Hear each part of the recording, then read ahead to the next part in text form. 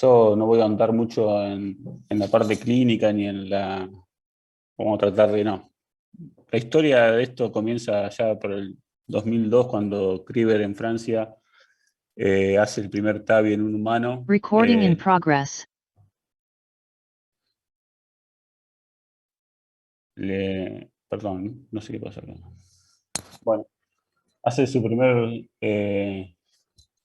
hace el primer TAVI en humano en un paciente que estaba muy mal desde el punto de vista clínico, y él venía practicando ya hacia desde el año 86, venía haciendo valvuloplastia con un resultado aceptable a corto plazo, pero luego perdía el efecto beneficioso de la valvuloplastia, y tuvo la idea de esto de insertar en un balón un stent grande con unas valvas y llevarlo a través de la vena femoral, pasar por una punción transeptal y colocarla como la colocó a través de forma anterógrada. Fue el primer procedimiento que se hizo así. El paciente, no sé qué pasa. Ahí está.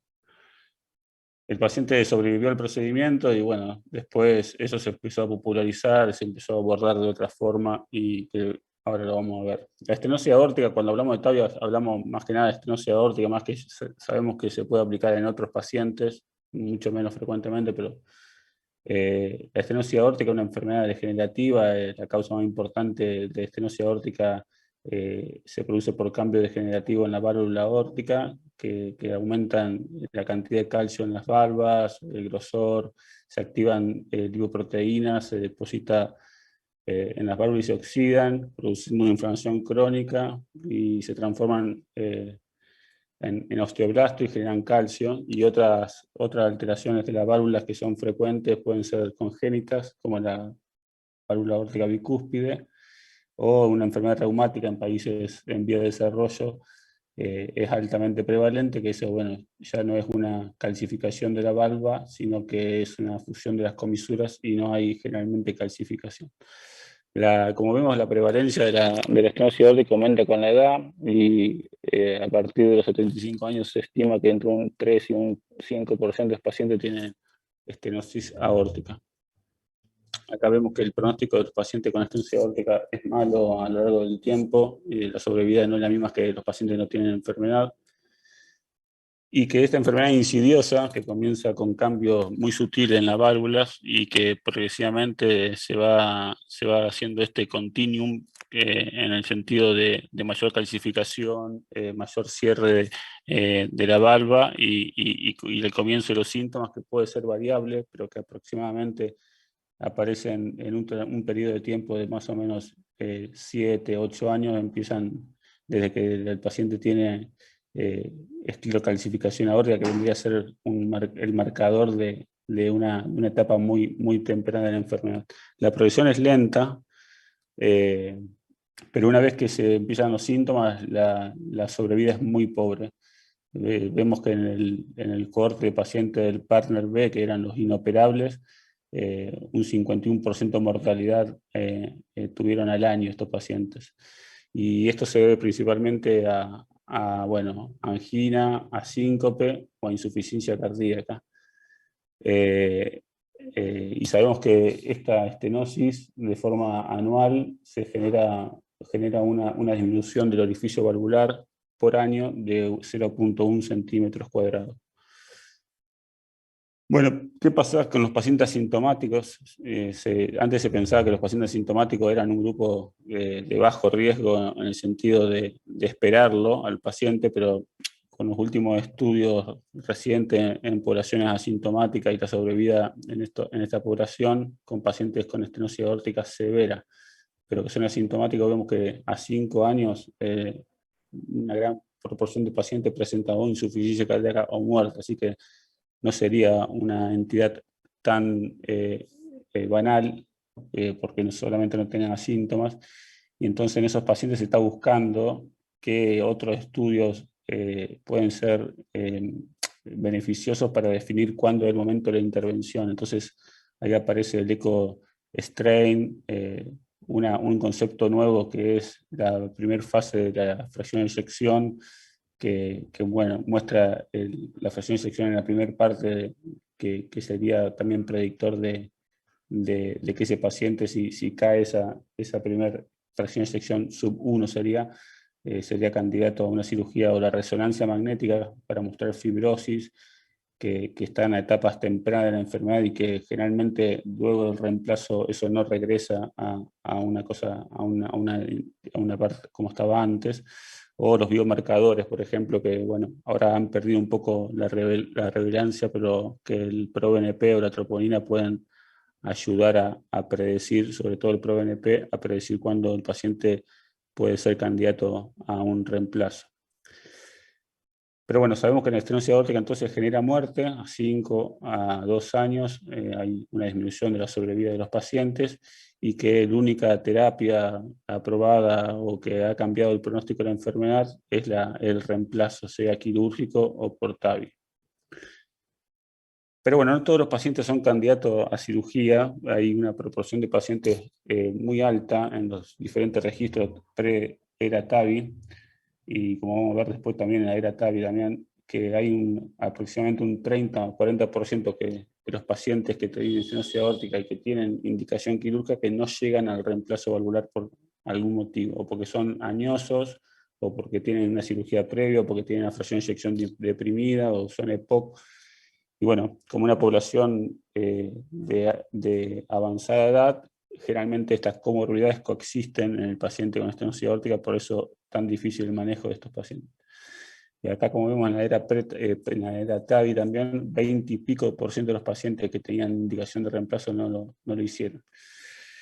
Vemos que este es un gráfico sacado de Carroll del año pasado, que muestra cómo fue creciendo casi de manera exponencial la indicación o la práctica de TAVI versus una caída del reemplazo valvular quirúrgico, sea combinado como también el reemplazo quirúrgico aislado, que llegó al 2020, 2019, así superando en cantidad de procedimientos.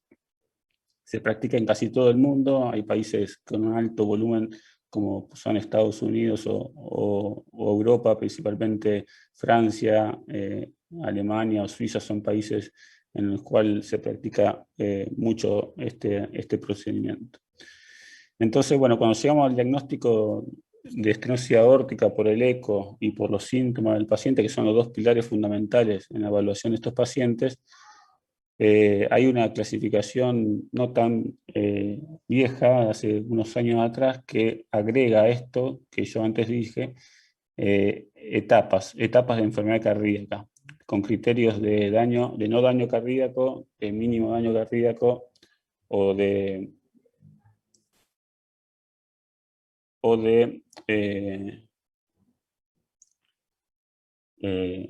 daño cardíaco más avanzado. Por ejemplo, en etapa 1 vemos que hay daño en el ventrículo izquierdo, y esto los parámetros que se tomaron en este estudio para determinar eso fue un incremento en la masa del ventrículo izquierdo, una relación E' mayor de 14, o la fracción de eyección deprimida.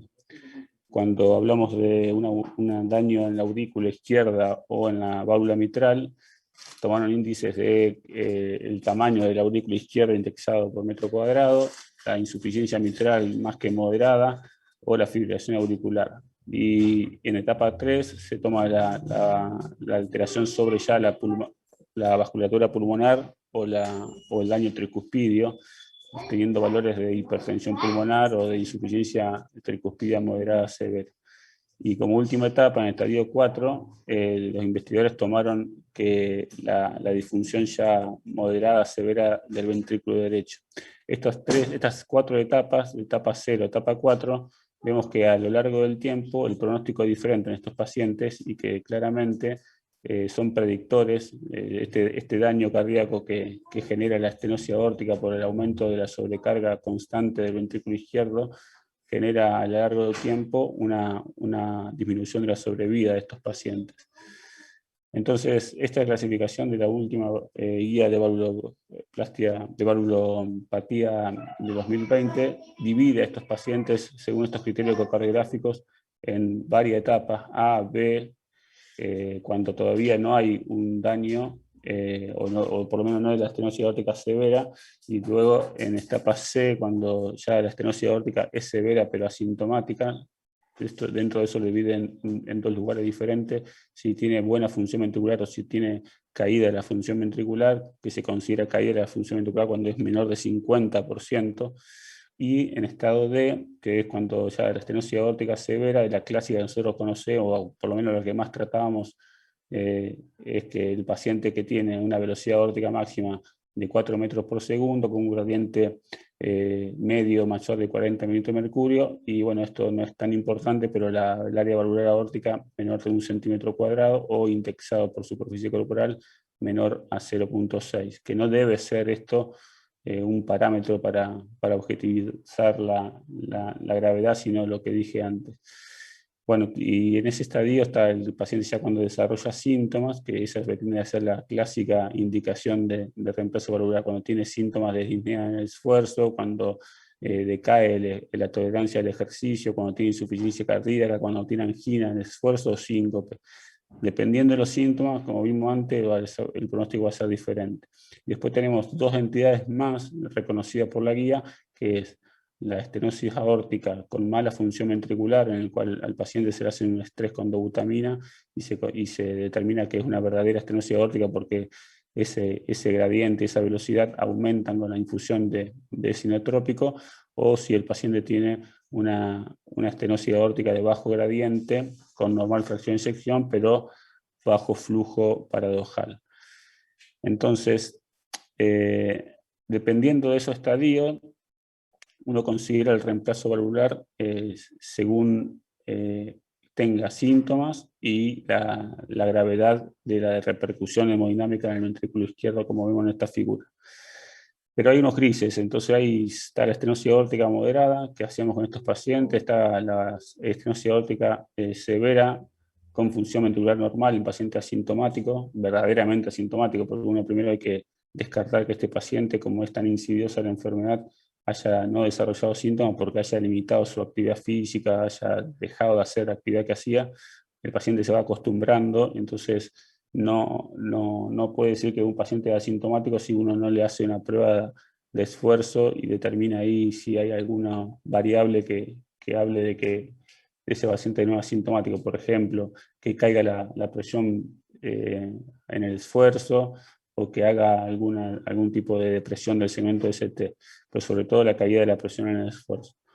Después están los pacientes con una estenosis aórtica muy severa, cuando tienen velocidad mayor de 5 metros por segundo y no son sintomáticos, que hacemos con esos pacientes, y los que tienen biomarcadores elevados. Bueno, este estudio del 2015 muestra que en pacientes asintomáticos... No, perdón. Sí. Perdón, ¿se puede reproducir más grande? Porque Perdón. no sé si soy la única, porque no se ve.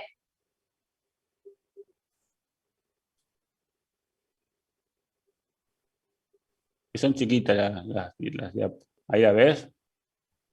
No, porque hoy estaba reproduciendo Sí, en la presentación, pero después se salió. es verdad. A ver. Su familia cree que es peligroso y lo internaron. No.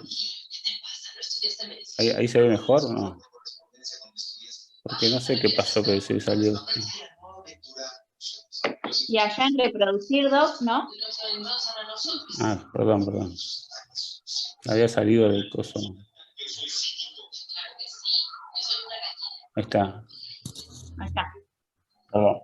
Bueno, No. en este estudio de 1.800 pacientes con estenosis aórtica severa asintomática, estos pacientes fueron tratados precozmente a un grupo, en un registro en realidad, no en un estudio randomizado, y a otro grupo se lo dejó de forma conservativa, y vieron que a 5 años del diagnóstico, los pacientes que fueron tratados de forma conservadora, con un grupo de tratamiento conservador, tuvieron más muerte por todas las causas que los pacientes que fueron tratados inicialmente. Este estudio muestra los pacientes con estenosis aórtica moderada. Es un registro en realidad también de un montón de pacientes que fueron seguidos con ecocardiograma, en Australia. Y lo que se vio es que los pacientes que tenían estenosis aórtica moderada se acercan más a los pacientes con estenosis aórtica severa en la evolución, si uno ve las curvas de sobrevida, la acumulación de sobrevida, uno ve que la estenosis aórtica moderada se acerca a nivel de la severidad de lo que es una estenosis aórtica severa. Por eso, de qué hacer con esos pacientes todavía es un gran interrogante.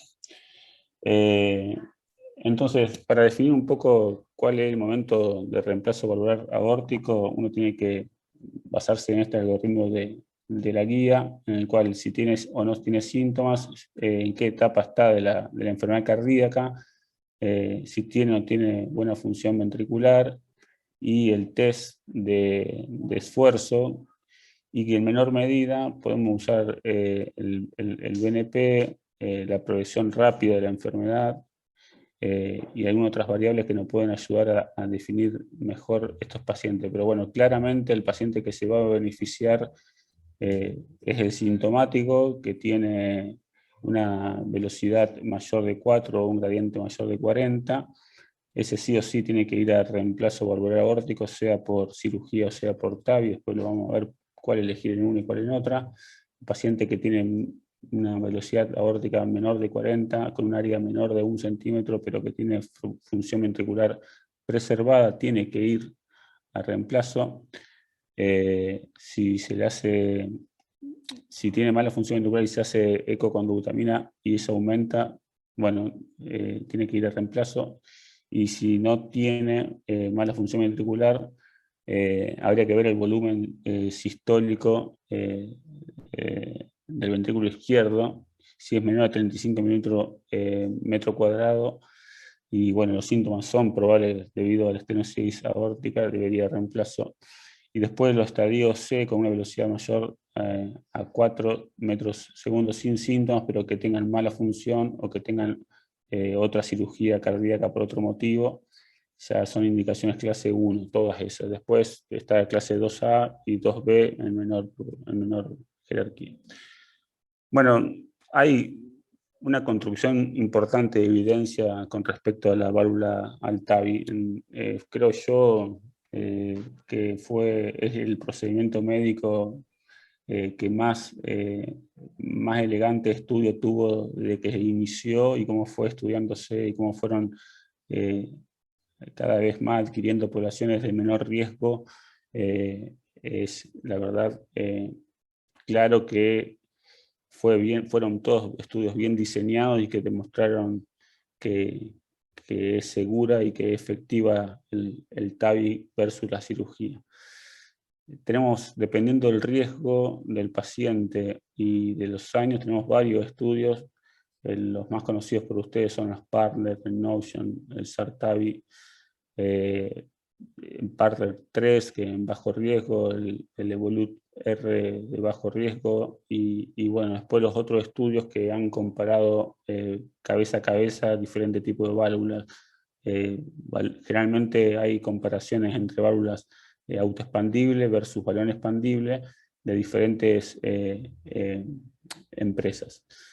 Pero bueno, a lo largo de todo esto, tanto en pacientes como en el Partner 1B de extremo riesgo quirúrgico que se comparó versus pacientes que no eran candidatos a cirugía, el TAVI ofreció una disminución neta del 20% de mortalidad por todas las causas, y en pacientes que podían ser operados con un alto riesgo, el TAVI en el Partner 1A también demostró que no era inferior a la cirugía.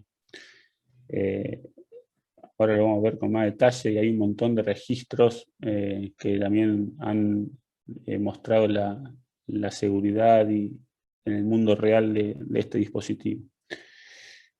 Estos son los estudios que dije antes, el Partner 1, el Partner 1B, el CORVAL de alto riesgo, el Partner 2A, que ya son en más riesgo intermedio, el SUR-TAVI, que también es en riesgo intermedio, el Notion, que es bajo riesgo, Partner 3 bajo riesgo, y el Evolut bajo riesgo. Todos estos estudios en forma consistente mostraron ser no inferior a la cirugía de reemplazo valvular aórtico.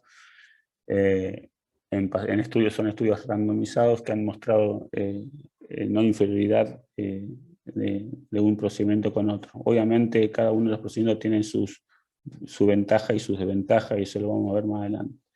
Pero en estudios de bajo riesgo, en pacientes que no eran tan enfermos con los primeros estudios, el TAVI demostró que disminuye de forma significativa la injuria renal, que disminuye la chance de nueva fibrilación auricular y disminuye también la chance de sangrado mayor versus cirugía de reemplazo valvular aórtico. Estos son estudios en pacientes asintomáticos, algunos ya se han publicado y otros están en vía de publicación, no vamos a ahondar en eso. Y lo que quería comentar un poco es que está a favor y que está en contra del TAVI según la edad, la expectativa de vida, la morfología de la válvula, las preferencias de la válvula protésica a elegir por el paciente, la fragilidad y bueno, determinados valores. Sabemos que los pacientes que tienen válvula aórtica bicúspide, que tienen calcificación severa del tracto cervical ventrículo izquierdo, que tienen una válvula reumática o que tienen una válvula pequeña, un ángulo pequeño, son pacientes que se van a beneficiar más con un reemplazo quirúrgico, porque esos factores que dije antes, tanto la válvula bicúspide, que hay algunos casos hechos, hay varios casos hechos en válvula bicúspide, sabemos que aumenta el riesgo de rotura del anillo, que predispone, que generalmente estos pacientes con válvula aórtica bicúspide tienen enfermedad también de la raíz aórtica, que hace no posible colocar una válvula ahí por vía percutánea. Si el paciente es joven, por ejemplo, y tiene una gran expectativa de vida, también va a ser un paciente que va a ser más favorable para hacerlo por reemplazo quirúrgico, por el hecho de la durabilidad de la válvula y la elección de una prótesis mecánica versus una prótesis biológica. Bueno, lo dije antes, dilatación aórtica, que tenga una insuficiencia mitral primaria, que tiene que ser corregido, sacando que sea un riesgo altísimo quirúrgico, ese paciente debe ser operado, que tenga fibrilación auricular, que tenga hipertrofia que requiera también miomectomía. Bueno, todo ese tipo de características son más propensos a que sean tratadas por vía de cirugía.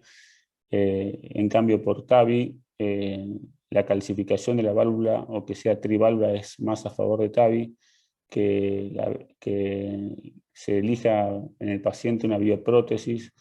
Ahí versus TAVI, la verdad que la bioprótesis biológica ha sido casi igual en el sentido de la durabilidad de la válvula y la progresión a disfunción valvular que el TAVI. Por lo menos hasta ahora tenemos en TAVI 8 años de seguimiento y lo vamos a ver más adelante, pero los estudios muestran que es comparable con las bioprótesis. Que tengan una severa calcificación de la aorta ascendente, lo que se llama aorta en porcelana, eso va a ser más candidato a colocar un TAVI. Que tenga enfermedad pulmonar, hepática, renal, bueno, todos esos factores, las comorbilidades generalmente son más propensos a que uno le haga TAVI. Y bueno, con respecto a la durabilidad, es tener más certeza de que va a durar. Las válvulas mecánicas duran más que por ahora las válvulas que están en el mercado. Bueno, que tenga, por ejemplo, bajo riesgo de colocar su marcapaso. La cirugía también tiene el riesgo de ir a marcapaso. Bueno, si tiene un bajo riesgo de marcapaso, que tendría que ir a cirugía.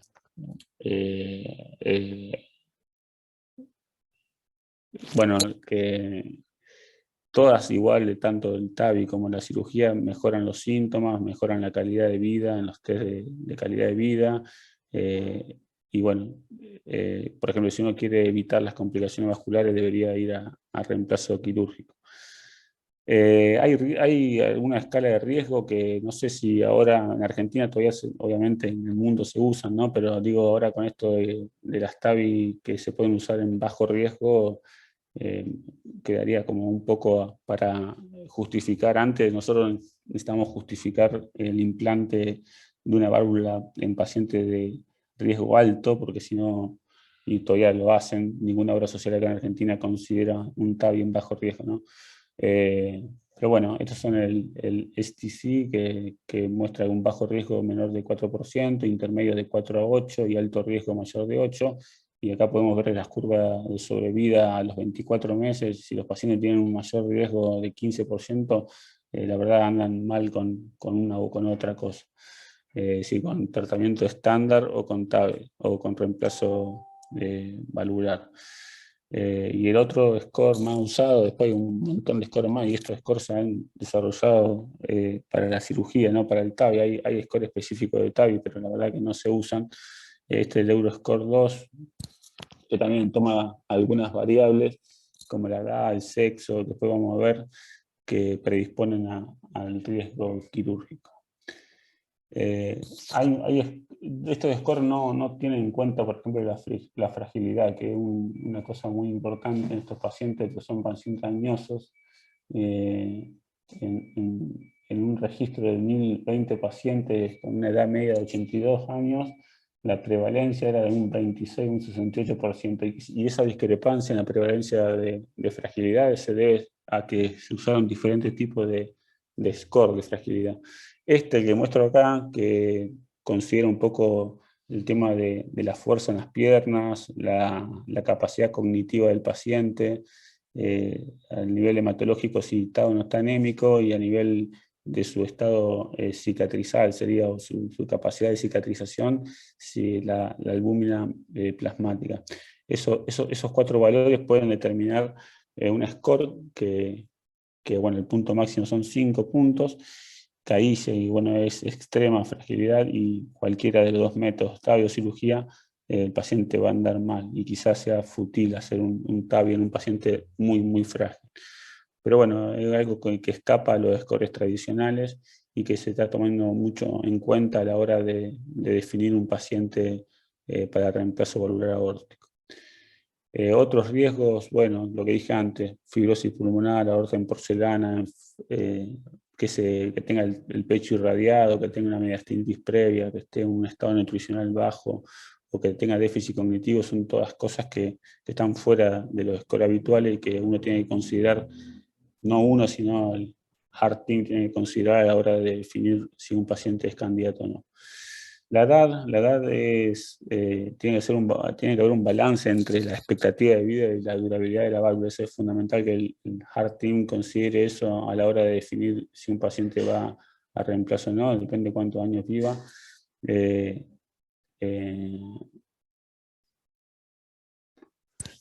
Bueno, entre los 65 y los 80 años, TAVI o reemplazo valvular aórtico deberían ser tomados como preferencia del paciente. Más de 80 años, o para pacientes jóvenes con una expectativa menor de 10 años, sin una contraindicación, TAVI por vía transfemoral, que es lo que podemos ver, que es la que ha demostrado mayor beneficio recomendable versus reemplazo quirúrgico.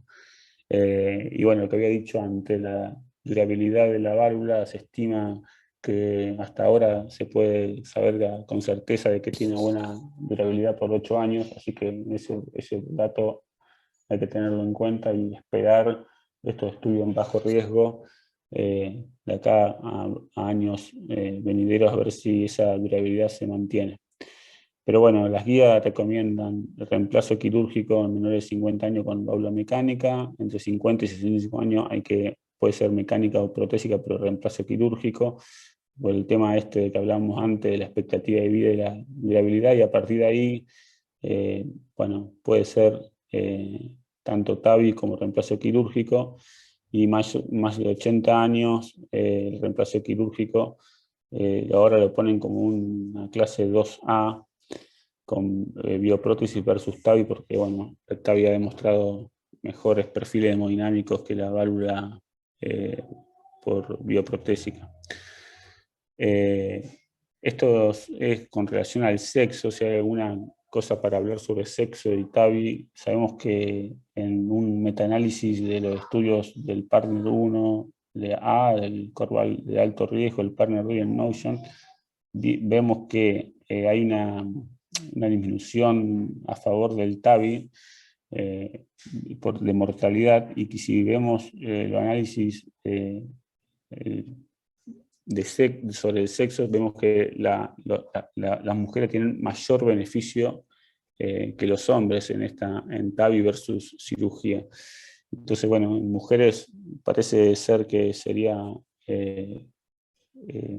más candidata a reemplazo por medio de TAVI que quirúrgico, pero bueno.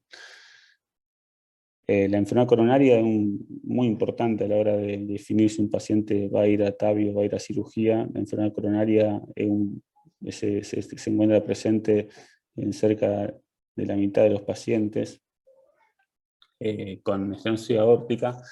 Y bueno, sabemos que dependiendo tanto del síntoma score previo como el residual después de haber tratado a los pacientes, vemos que con un síntoma score mayor de 22 o un residual mayor de 8, los pacientes tienen peor sobrevida que los pacientes que no tienen enfermedad coronaria o tienen estos síntomas score más bajos. Vemos que ese síntoma score mayor de 8 o el residual o el síntoma score mayor de 22 son predictores independientes de mortalidad post reemplazo valvular percutáneo. Bueno, cuando se coexisten anomalías en otras válvulas también hay que tener en cuenta, porque si tiene insuficiencia mitral primaria, por ejemplo, como dije antes, el paciente es más candidato a que sea un reemplazo quirúrgico y una reparación mitral si es posible. Pero bueno, sabemos que tanto la insuficiencia mitral como la insuficiencia tricuspidia, después de un reemplazo valvular, sea por TAVI o sea por cirugía, ambas mejoran en la evolución, porque bueno, al disminuir la poscarga del ventrículo izquierdo, la insuficiencia mitral o la sobrecarga del VD puede mejorar luego del reemplazo. Pero bueno, esto va a tener una idea de las posibilidades que hay cuando uno encuentra además una valvulopatía asociada. Bueno, vemos que hay condiciones cardíacas, por ejemplo, la enfermedad pulmonar obstructiva crónica, que se presenta bastante frecuentemente en estos pacientes.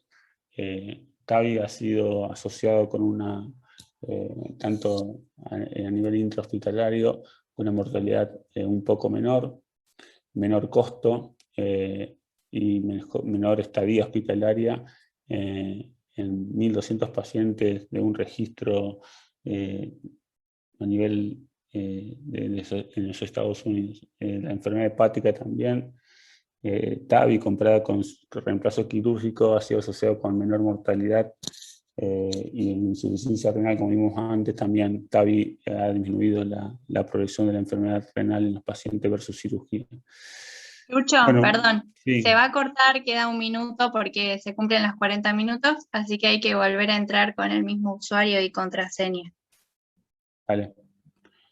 Bueno, cuando evaluamos un paciente para TAVI hay que hacer imágenes multimodales del paciente, la elección de esto, pero bueno, el gold estándar sabemos que es la topografía multi-slice gatillada con contraste para valorar, eso podemos ver todo lo que necesitamos para evaluar un paciente si es candidato a TAVI o no.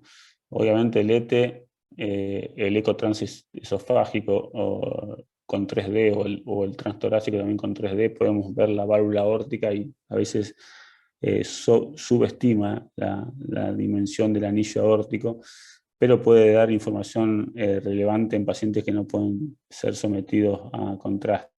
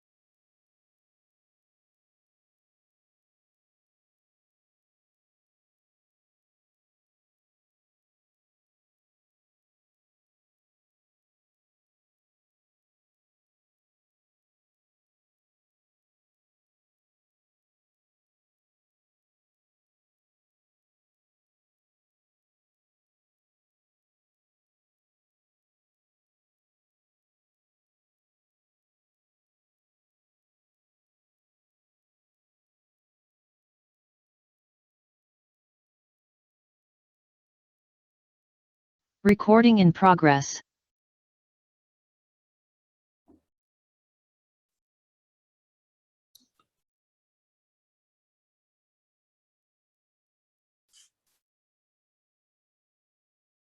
Bueno, ¿me escuchan? Sí,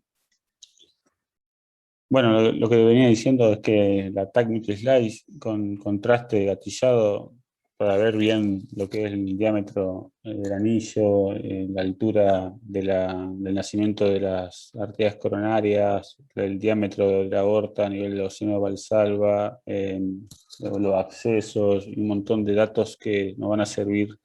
Es el gold estándar, no va a servir a la hora de definir si un paciente es factible de hacer TAVI o no. Hay algunas cosas que podemos ver en la tomografía multislide que van a determinar también el riesgo del paciente. Por ejemplo, lo que había dicho antes, los pacientes con aorta bicúspide tienen más riesgo de ruptura anular o de insuficiencia paravalvular. Los que tienen calcificación del anillo, del tracto de salida del ventrículo izquierdo también tienen mayor valvular leak o tienen mayor incidencia de ruptura. La estenosis aórtica que no es calcificada tiene mayor riesgo de embolización o de que se descoloque la válvula, se embolice. Que tenga las arterias coronarias bajas, nacimiento bajo de las arterias coronarias tiene más riesgo de obstrucción coronaria o que dificulte luego el acceso a las arterias coronarias, y la aorta horizontal tiene dificultad para una correcta posición y también más riesgo de embolización. Además, los accesos no pueden ver, podemos ver los accesos si tiene factibilidad de un acceso transfemoral, que es el acceso de elección en TAVI. Todos los otros tipos de accesos que vamos a ver más adelante tienen su contrapartida negativa a la hora de hacer TAVI versus al acceso transfemoral. Podemos ver los diámetros, la calcificación, la tortuosidad, bueno, un montón de parámetros técnicos que nos van a ayudar a nosotros a definir si el paciente es factible de hacerlo por esa vía. Sabemos que ahora los nuevos introductores para TAVI son cada vez más chiquitos, ahora con 5.5 milímetros que tengamos el diámetro femoral, se puede poner un introductor para, por ejemplo, la Evolut-R. Este tipo de dispositivos de cierre percutáneo han ayudado a disminuir las complicaciones vasculares durante el procedimiento. Hay diferentes tipos, el que más se usa es el ProGlide o el MANTA a nivel mundial. El ProGlide, a diferencia del MANTA, necesita generalmente dos dispositivos, porque con uno solo a veces el orificio no lo puede cerrar. Y el MANTA, yo nunca lo usé, pero bueno, eso es colágeno, es basado en colágeno, tiene más chance de que se pueda perforar la arteria y que necesite colocar de forma de urgente un stent forrado o balón para tapar la perforación. Otro acceso que no es tan bueno como el transfemoral, pero dentro de los accesos fuera del femoral ha mostrado mejores resultados, el transaxilar o transsubclavia, que puede ser quirúrgico, puede ser por punción. Cuando se es por punción se usa también, se puede usar sistema de cierre percutáneo. Posibilita una mayor delivery de la prótesis porque está casi de forma directa, como se usa generalmente la arteria axilar o subclavia izquierda por la forma del delivery más directo, como queda el ángulo. Y bueno, tiene el riesgo de ACV porque uno va pasando pasa por el arco aórtico calcificado, con placa y esas cosas, y puede tener riesgo de ACV. De hecho, lo vamos a ver más adelante, pero ha tenido un poco más de ACV que transtorácico. Acá vemos un ejemplo del transaxilar, ahí vemos cómo va por la axila de la subclavia, va el introductor, la guía está puesta ya dentro del ventrículo izquierdo, ahí vemos que cómo raspa, no sé si ustedes alcanzan a ver, pero cómo se pega en la pared de la aorta ascendente, y bueno, eso es una de las causas de por qué después se desprenden las placas de ateroma. Ahí está posicionada sobre... Ahí se hace la angiografía de la aorta para determinar bien la posición y la profundidad de la prótesis. Y una vez liberada, una Evolut liberada, no hay leak paravalvular, parece en correcta posición. Era un ejemplo nomás para que vean que también se puede hacer por vía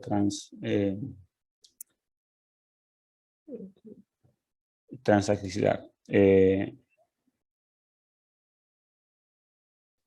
También hay otra vía de acceso que está descrita, que en un chino, pero por vía transvenosa, es decir, punción venosa, hacer una punción a través de la vena cava, transcava sería, hacia la aorta, enlazás lo que vos pulsaste, eso se hace con una cuerda que tiene en la puntita algo para cortar, se electrifica a veces, se pasa a través de la aorta y una vez que está en la aorta, después para cerrar el dispositivo se pone un plug ahí, un dispositivo oclusor, y bueno, va por vía aórtica, pero por un pedacito va por la vena.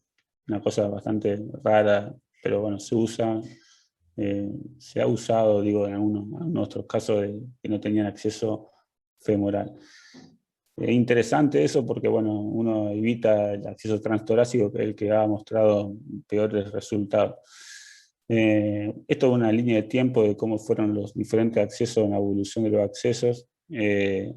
Antes se hablaba mucho del transapical como un acceso factible. En 2007 y había una válvula que viene y todavía solamente para acceso por vía transapical, que es la Genaval. La verdad es una vía cruenta, uno la muestra, o por lo menos la muestran como una cosa mini invasiva, pero bueno, en la práctica es una cosa bastante cruenta, es punzar el ventrículo directamente, se hace una jareta, se coloca el introductor y después se cierra eso. La verdad que ha demostrado aumento de la mortalidad versus el acceso transfemoral o inclusive versus el reemplazo quirúrgico. Algunas otras consideraciones, acá bueno, el transcava que yo dije fue efectivo en 49 de 50 pacientes, y bueno, eso de que en pacientes con estenosis aórtica que no son posibles hacerlo por vía transfemoral o transsubclavia o axilar, quizás sea una vía interesante para evitar el abordaje transtorácico. Después, bueno, el transapical, en el partner 1, lo que dije antes, se asoció con un aumento de la mortalidad. Han hecho transcarotidio también, cada vez menos usado. En ese caso, la particularidad es que hay que hacerlo con anestesia, con el paciente consciente, y para determinar a ver si no hace algún evento durante el procedimiento. La verdad nunca lo hice, nunca lo vi. Y el transsubclavia, que bueno, ha sido comparado con el transtorácico un poco mejor.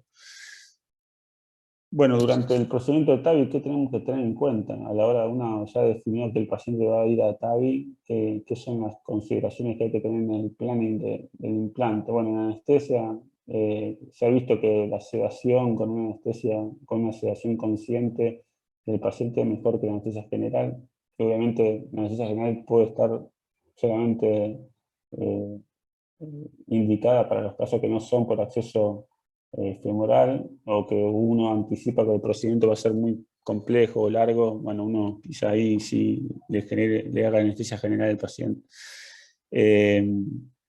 La terapia antitrombótica, durante el procedimiento hay bastante poca información. Sí se hace heparina para mantener un ACT de entre 250 y 300. Se puede usar bivalirudina también, que ha demostrado ser tan eficaz como la heparina, pero la verdad sin diferencia con ella.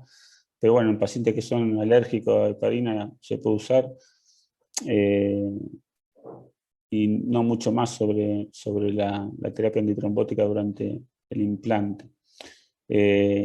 La profilaxia antibiótica, la mayoría de las veces, por ejemplo, se ha visto que en este registro suizo de TAVI se vio que la mayoría de las infecciones asociadas al TAVI eran por gérmenes que no eran sensibles a los antibióticos comunes que se usan para la profilaxia. Entonces se recomienda ácido clavulánico o ampicilina sulbactam, o si es alérgico a la penicilina, vancomicina para estos pacientes. Bueno, el procedimiento, primero hay que hacer un acceso femoral. Se hace un acceso femoral por donde se va a llevar el delivery de la válvula, que eso se elige previamente según la tomografía, y el acceso contralateral, aunque algunos también pueden usar radial, para llevar un pigtail, el cual va a ser la angiografía, la ortografía durante el implante.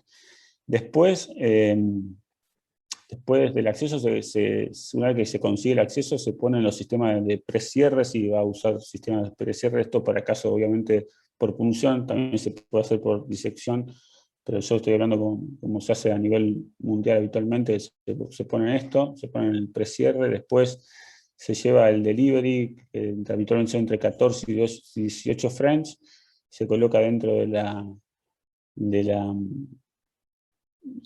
de la arteria femoral.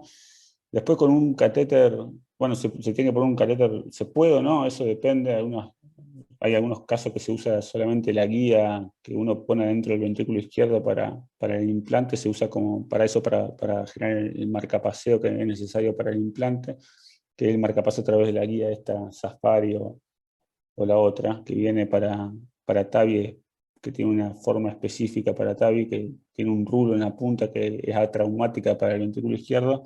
Algunos, y nosotros en italiano hemos hecho de marcapasear directamente con la guía, eso disminuye los tiempos del procedimiento. Si no, hay que hacer un acceso venoso para colocar un marcapaso transitorio.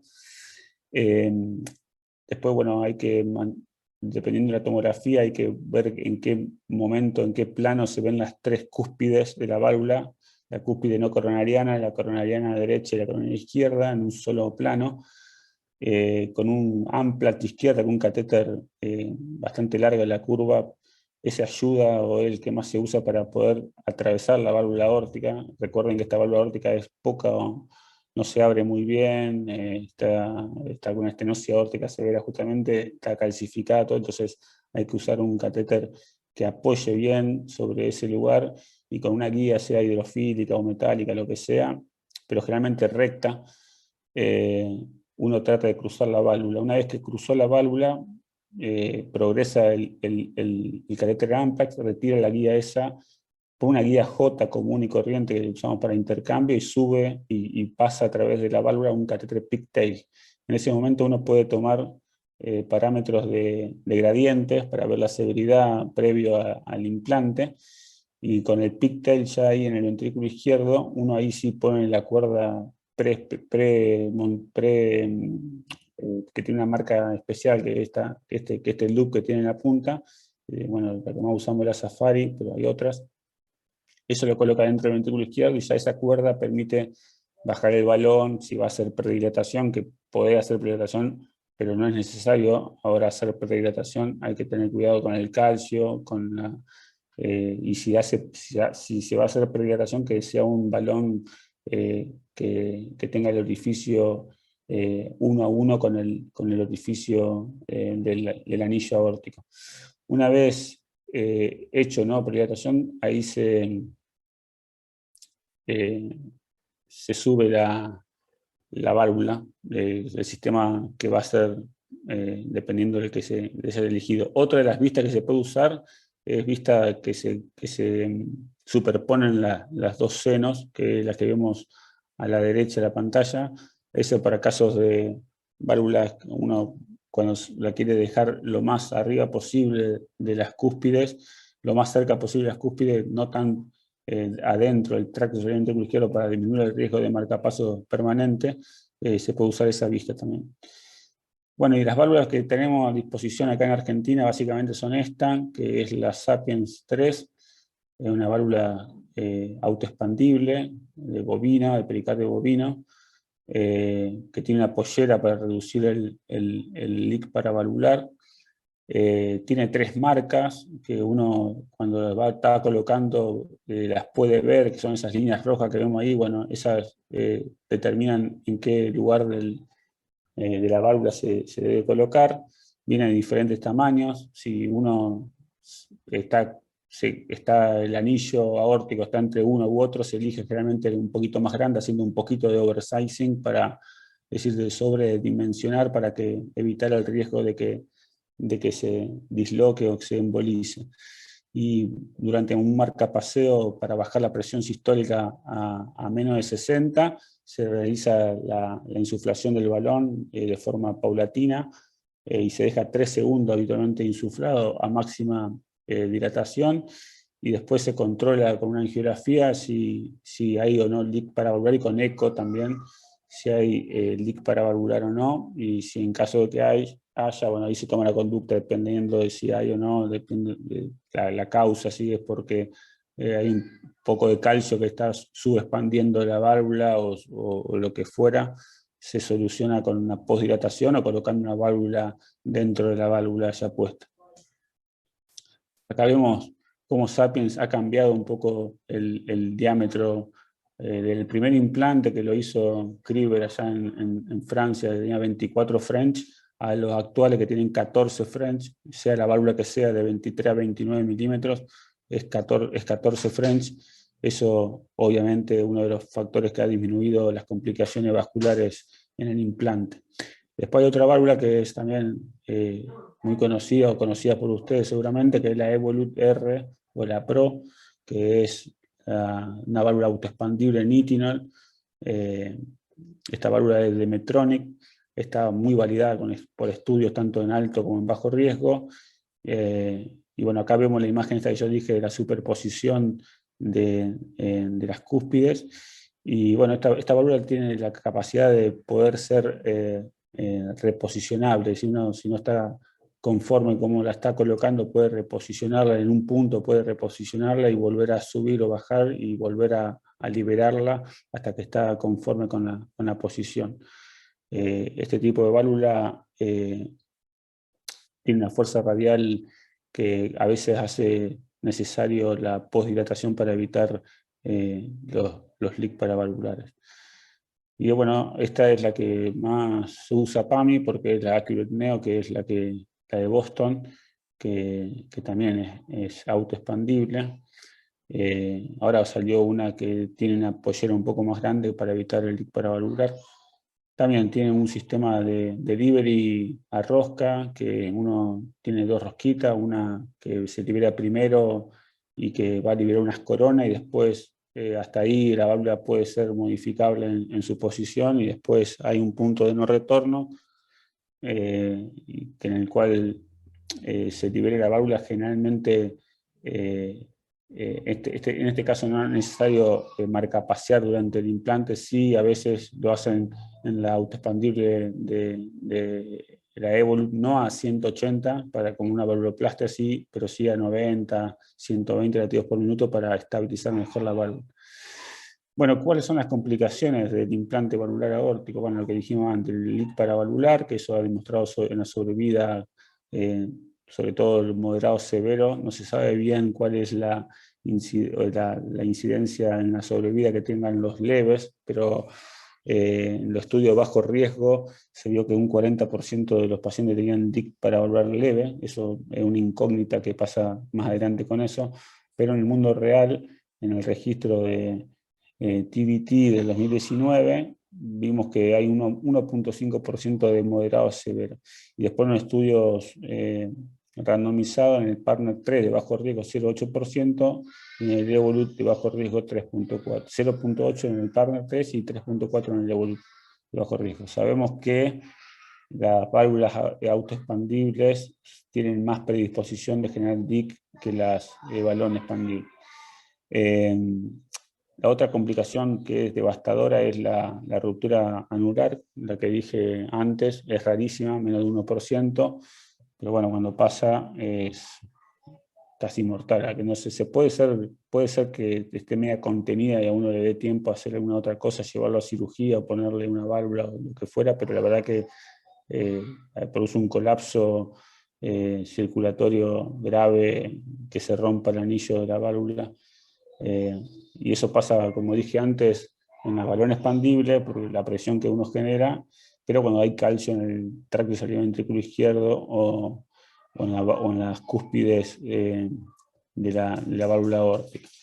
Otra de las complicaciones temidas y que son bastante también raras, pero que comprometen mucho la evolución del paciente, es la oclusión coronaria.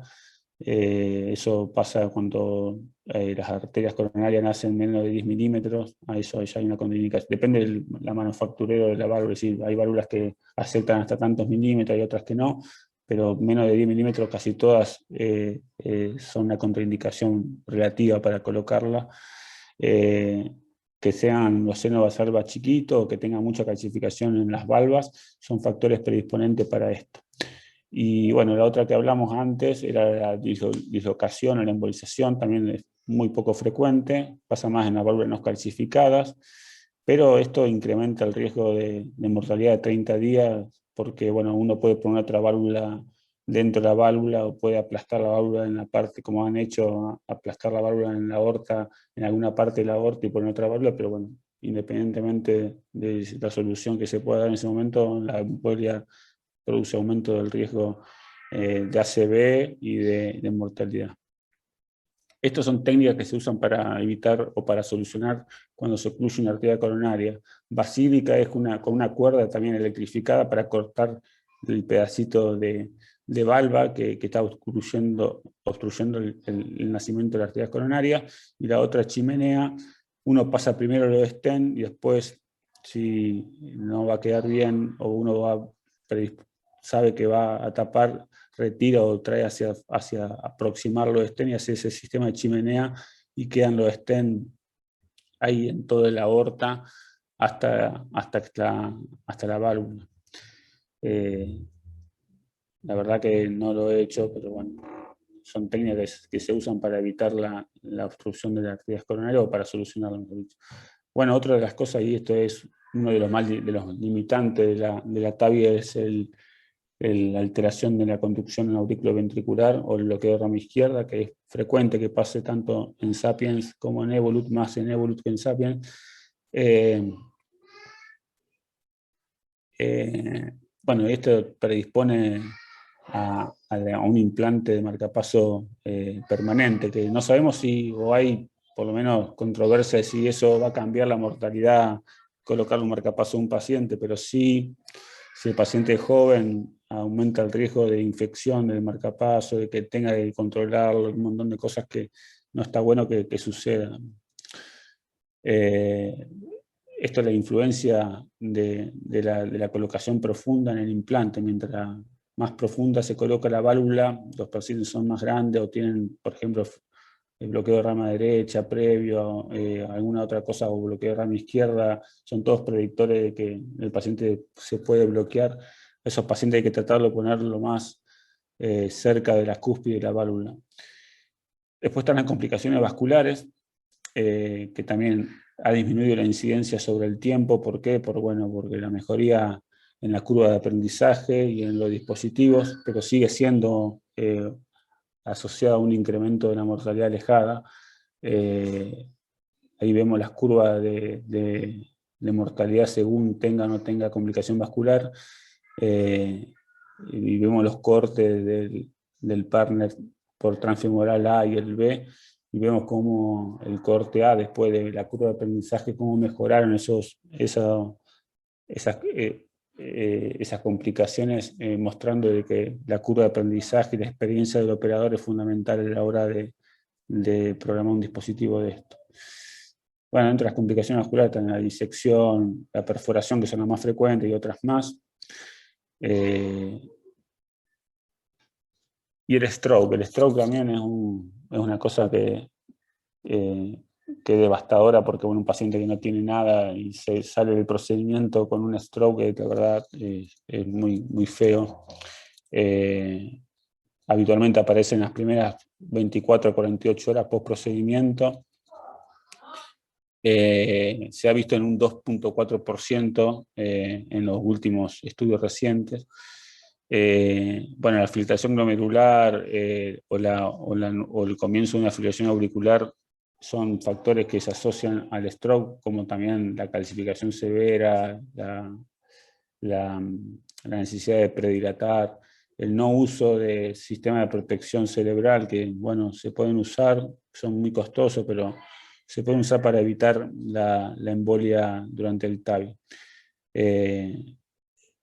Estos son los sistemas que dije antes de protección, que bueno, son como unos paragüitas que protegen el nacimiento de los troncos supraórticos. Esto ha disminuido la incidencia de ACV en un metaanálisis, no en los estudios separados como el ClinTavi, el TFLEX3, el EMBOLX. Todos esos solos no han demostrado superioridad, pero sí cuando se juntaron en un metaanálisis. Pero bueno, es comparar manzana con pera, porque son diferentes dispositivos, cuál sabés que... Pero bueno, en conjunto parece ser que disminuye el riesgo de ACV, como podemos ver en este estudio, el Sentinel, que fue el que más se usa actualmente. Por un lado vas por radial con ese dispositivo y por un lado colocás en el tronco brachiocefálico y con un catéter que tiene una extensión de un catéter con el dispositivo al distal, ese va a la carótida del lado izquierdo. Bueno, esto es el balón expandible, y la otra, la autoexpandible. En dos imágenes vemos los marcapasos transitorios y la clásica forma de la guía que le coloca acá para colocar TAVI. Esto era para introducir un poco a los diferentes dispositivos. No lo quiero aburrir con esto, pero bueno, los dispositivos vienen por vía transfemoral, transapical, transaórtica, transcavo. Se ha probado en todos, la mayoría de los que están disponibles se han validados por todas las vías, son todos,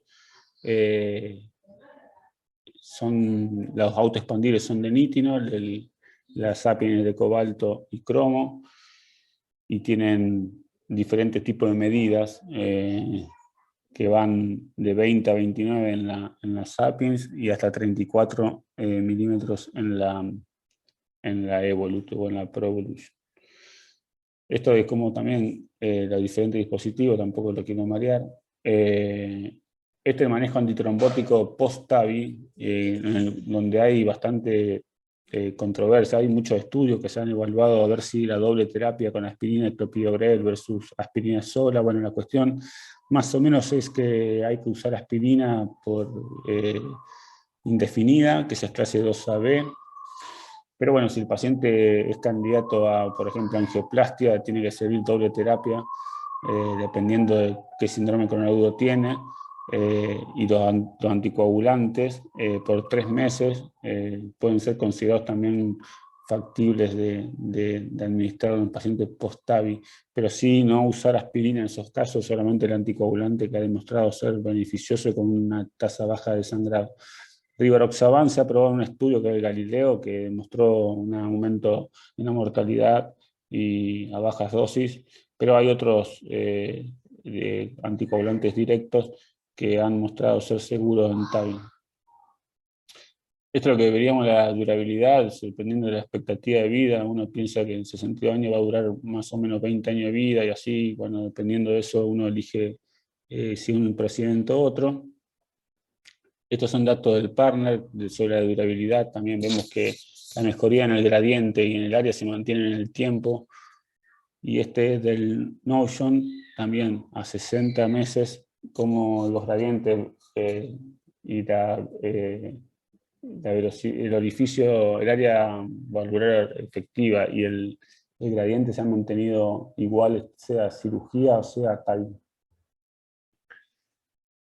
Y bueno, esto es un poco para hablar de las nuevas indicaciones, lo que dije antes. TAVI en un paciente con una válvula protésica previa, que se llama valve-in-valve. Esto se ha hecho, se usa. Los problemas que tiene esto es el diámetro primario de la válvula puesta en el paciente, eso condiciona un poco la válvula a elegir, y bueno, hay más aumento de la necesidad de mismatch paciente-prótesis o de quedar con una obstrucción de las arterias coronarias. Esos son los mayores riesgos, pero bueno, a juzgar por la durabilidad de las válvulas bioprotésicas y que se ponen mucho en Estados Unidos y acá, vamos a cada vez ver más pacientes con disfunción valvular protésica que necesiten algún tipo de tratamiento. Y bueno, la reoperación se ha visto que es riesgosa en estos grupos de pacientes, y teniendo este dispositivo quizás se empieza a usar cada vez más. Hay un registro grande del Partner 2 Valvinval que ha demostrado beneficio a largo plazo y se ha mantenido en el tiempo, así que es una nueva indicación, no nueva, pero sí emergente, como lo es también la insuficiencia aórtica pura o la válvula bicúspide. Son indicaciones que están emergiendo. Ven como la válvula esa está puesta bien, pero está como la parte de la aorta ascendente dilatada por la propia enfermedad que tienen los pacientes con aorta bicúspide. Vemos que está ahí, no me toques mucho, pero bueno, se usa, no es indicación clase 1 para usarlo, pero en pacientes con riesgo prohibitivo de cirugía pueden ser usados y hay experiencia en eso. O, por ejemplo, los pacientes con insuficiencia aórtica pura, que también han mostrado que puede ser factible usar válvula TAVI en estos pacientes. Comparando viejos con nuevos dispositivos, vemos cómo los nuevos dispositivos han mejorado el tema de la insuficiencia aórtica o la necesidad de un segundo implante.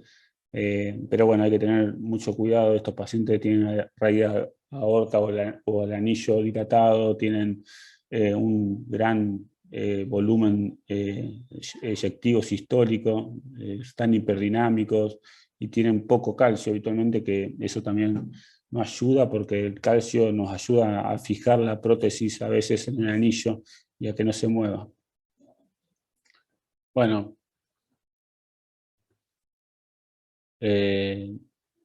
esto ya está. No.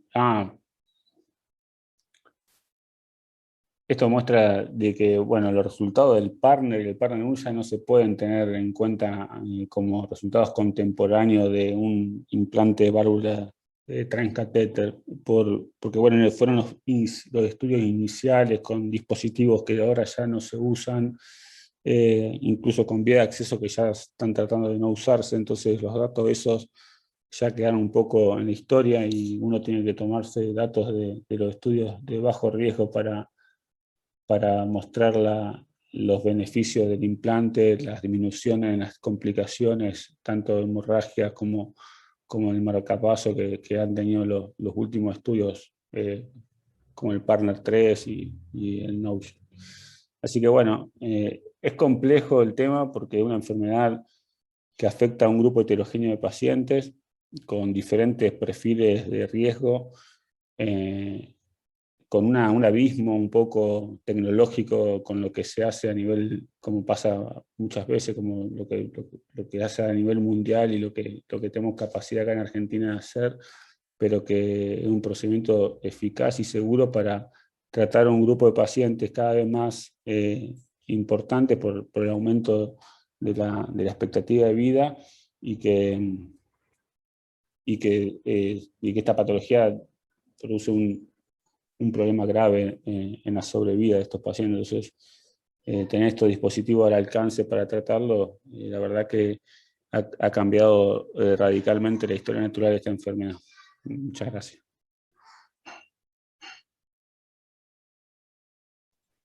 Gracias, Lucho. ¿Alguna pregunta? Rosmarie. Lucho, te hago una consulta, hola Gonza. Todos los estudios que se hicieron son todos de no inferioridad, ¿no? No hay ninguno que haya demostrado superioridad. No, todos los análisis que se hicieron con los números de pacientes para tratar y todo, eran todos análisis de no inferioridad. Pero en el Partner 3, por ejemplo,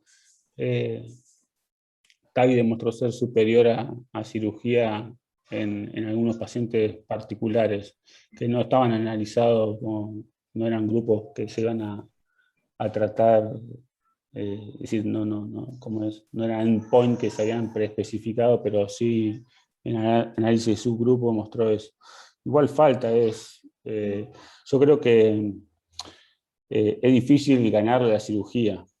Es muy complejo ganar un procedimiento que hace del año 60 que está y que tiene cirujanos muy buenos a nivel mundial operando, es difícil con una técnica superar a la cirugía de reemplazo, pero sí vemos que al principio y con dispositivos que ya no se usan, tenían muchísimo más riesgo en los pacientes de riesgo de generar complicaciones, y ahora vemos que en los pacientes de bajo riesgo se equiparan esas complicaciones que antes tenía el TAVI, por ejemplo, las complicaciones vasculares o el marcapaso, esas cosas han quedado equiparadas con la cirugía. Entonces es prometedor lo que puede llegar a ser acá el futuro, pero va a ser difícil, como te digo, ganarle no, sino equiparar o ser superior a la cirugía, ¿no?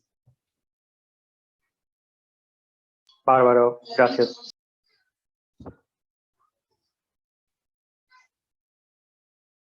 En realidad, cada una de las cosas que yo dije se pueden hacer una clase aparte, pero la verdad, ¿no? Para ustedes que tengan el concepto del procedimiento, de cómo son los pasos, de cómo son la selección del paciente y cuáles son, qué tipo de pacientes se benefician más con uno o con otro procedimiento, porque esto no es ya si cirugía o si TAVI, sino que los dos procedimientos son igualmente efectivos para tratar la patología, y lo que queda a nosotros, lo más difícil, es determinar qué paciente se va a beneficiar con uno o con otro procedimiento, y eso lo hace el Heart Team.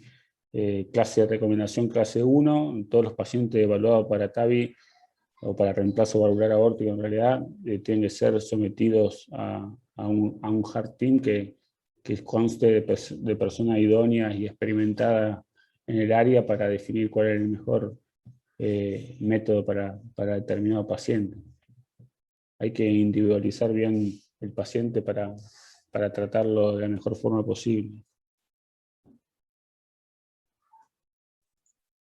Buenísimo, Lucho. Bueno, Bárbaro. Quedan 2 minutos. No sé si alguien quiere hacer alguna otra pregunta. Bueno, entonces bueno, lo damos por finalizado. Muchas gracias. no, nos vemos. Gracias.